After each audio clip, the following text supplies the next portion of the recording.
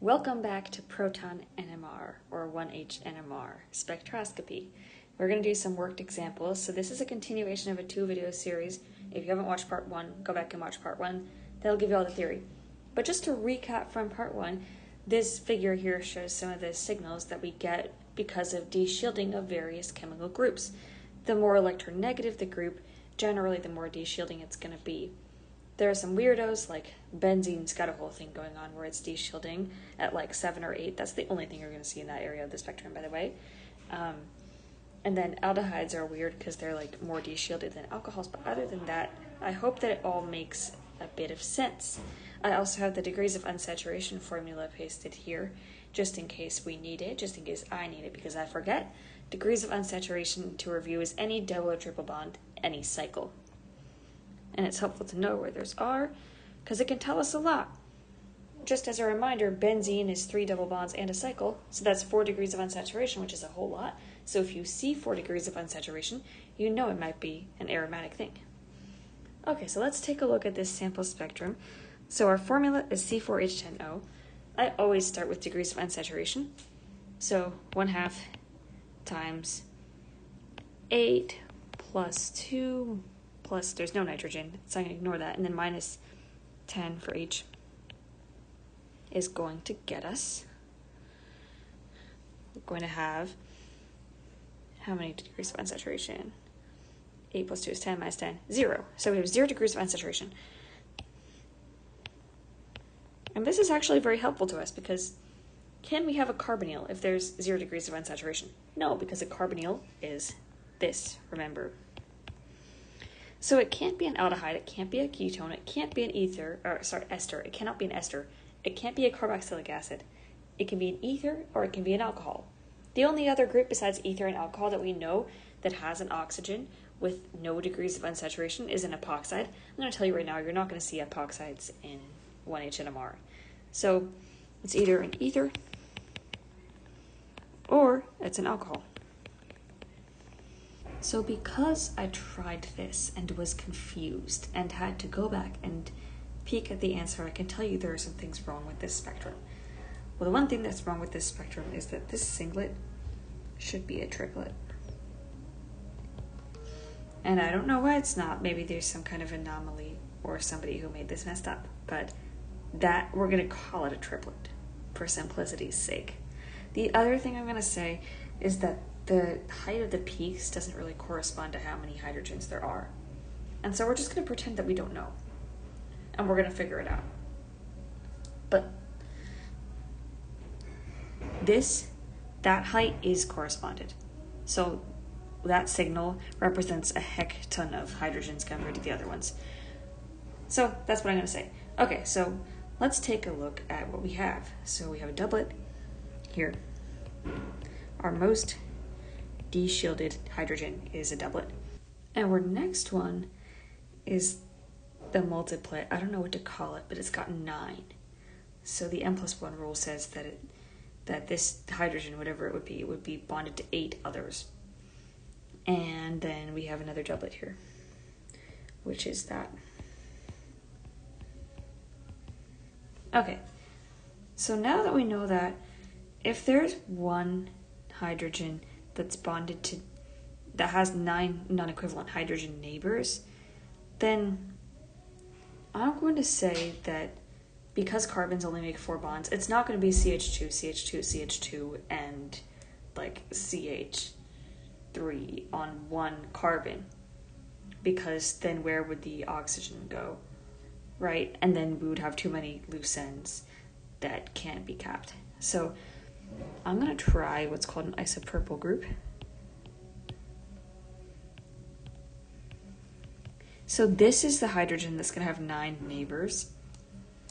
And then this is also going to account for the really tall, really shielded peak because there are 6 hydrogens and they're all equivalent. And this has to have another bond. And so that is going to go to a CH2. And the reason why I'm doing this is because if you look, 3, 6, 8. 8 plus 1 is 9, and we have like a nonette, or what the heck you call it. So that makes sense. And we've used our 4 carbons. Now I know I went kind of fast, but let's go back and see if this tracks. So what would these guys be? A singlet, a doublet, a triplet? Right, they'd be a doublet because 1 plus 1 is 2. So if they're a doublet, they're not going to be this doublet because this is really de-shielded at like 3 or 4. These are alkane things that are bonded to another CH. So they're going to be this doublet. So I'm going to label them A. They're both A. And then this is going to be an A signal. I'm just differentiating the signals. And then this is going to be B. I'm going to call this. So that's our 9 thing. And then we have a CH2. And so we have 3, 6, 7, 8, 9 hydrogens total. We have 1 hydrogen and 1 oxygen left in our formula. And it's going to be an OH. And what I forgot to say is that this shouldn't be a doublet. This should also be a triplet. Because if you look here, the most de-shielded one is this. It's got 2 non-equivalent hydrogen neighbors, 2 plus 1 is 3. So this is going to be that. And then you're going to see these two have 1, 2 non-equivalent hydrogen neighbors, and they're going to be this triplet here, which we're pretending is a triplet, even though it's a singlet. So if we're going to do the letter code again, then this is going to be C, and then this is C, and then this is D, and this is D. So take a look at that with my new designations of we have triplets at the end there, and see if that makes sense. The main thing that jumped out at me with this spectrum was the fact that we had like a 9-et, or non-et, or whatever the heck you call it, because that kind of means that you have to have a hydrogen on a carbon, and so that can be bonded to 3 other groups now because carbon has 4 bonds. And what 3 other carbon groups would have hydrogens that add up to 9? CH3, CH3, CH2. And so that told us a heck of a lot about this compound. And then we knew it was an OH because we have 2 groups of hydrogens that are already equivalent, and we have 4 signals, and so we need to have that OH to have that extra signal. If it was an ether, if we had like a methyl group on one side of the ether, the methyl group would be attached to the oxygen, and then it would be a singlet. And I know this thing has a singlet, but this guy is a seriously messed up spectrum. So sometimes you get those. I had a student once pointing me to a site, all the spectra were messed up by some degree. But let's try this one and see what this one brings. So we have C9H10O. So if we do degrees of unsaturation for this one, it's 1/2 times 18, which is 2 times 9, the carbons, plus 2. And then no nitrogens, oxygen doesn't factor in, and we subtract the hydrogens, which is 10.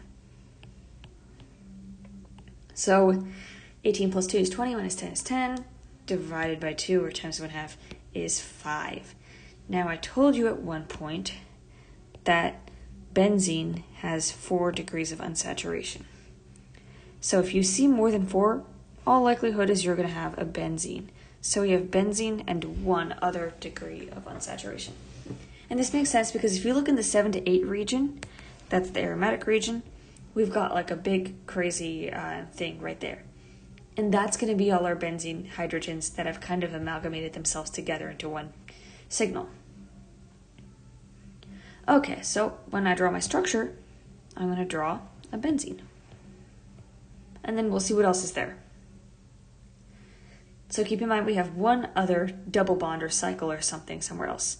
So we've also used 6 of our carbons. We only have 3 carbons left to put on as substituents. So we have at like between 2 and 3, we've got a couple of signals. This is a triplet,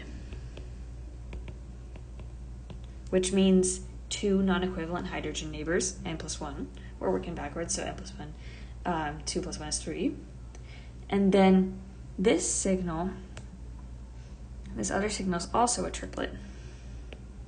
So I think what's going on, and I hope I'm right about this, is that both these signals have been zoomed in upon to be these. It's not like both these signals are from this. It's both of these are both of these. So we have two signals there. We have our benzene signal, and then we have something way out here. And when you see something way past even the benzene area, it's either an aldehyde or a carboxylic acid. That's just the way it is. But we only have one O. Does a carboxylic acid only have one O? No. So it must be an aldehyde. So we know we have an aldehyde somewhere. So that leaves us with two more carbons. So these two carbons, they're both triplets, which means that they both have two non-equivalent hydrogen neighbors. If I had a methyl group, if I put it on the benzene someplace else, like let's say that, do I have more room here? I'm going to assume I'm putting the aldehyde on the benzene, but we can always change this later. If I put a methyl group here, there's hydrogens here, here, here, and I'm just pretending the other carbon isn't a factor in this right now. Would these be a singlet, doublet, triplet? They'd be a singlet because their neighbor is this carbon, which does not have a hydrogen on it. So my point is that if I put a methyl group directly on the benzene like this, it's going to be a singlet. Since we don't see a singlet, we can't have our carbons in a methyl group directly on the benzene. We also can't have a chain like this. Why? Because if we took a signal of this, we'd see 3 + 1 = 4, a quadruplet. We don't see a quadruplet. So we can't have that. So if we can't have a CH3, which is like a capping piece, it's kind of like hydrogens and halogens are capping pieces. They go at the end. If we can't have an end, then both of these carbons have to go in the middle. Because we can't have an end. We can't have a methyl group. So I know that I have CH2 and another CH2. And that leaves me with an end that I need to make an end. Do I have an end? Well, I can't have a methyl. I'm not going to have a halogen because these signals are within 2 to 3, and halogens I think are a little bit more d-shielded, like 3 to 4. I'm not going to have an alcohol because there's no like alcohol H. And I also already used my oxygen in aldehyde. I'm not going to have an ether, same reason oxygen is used up in an aldehyde, because this aldehyde signal, very characteristic. So it's going to be this. Here's our aldehyde. And so, lucky for us, we didn't have to worry about orthometapair substitution in our benzene. But this is the structure that we came up with.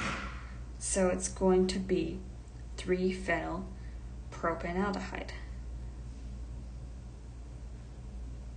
And it's got benzene plus 1 degrees of unsaturation because our aldehyde takes care of the other degree of unsaturation, which is the double bond between the C and the O. So I hope that this makes a little bit more sense with some of these worked examples that we've done.